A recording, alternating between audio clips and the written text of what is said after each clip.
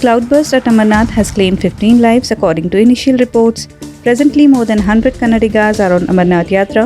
State government has taken every possible measure to rescue them, Chief Minister Bommai said. Speaking to media persons, he said Kannadigas from the state who are on Amarnath Yatra are safe. There's no report of any untoward incidents related to Kannadigas. We are in contact with the Jammu and Kashmir government and Union government. We have launched a helpline for the purpose. Already about 15 to 20 Yatris have contacted us seeking help and providing information about their current location.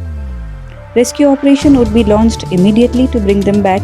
Officials of Union government, BSF and ITBP are engaged in the rescue operations. The state chief secretary is in direct contact with the Union government. Those in trouble could contact the helpline so that they could be rescued immediately, said Bommai.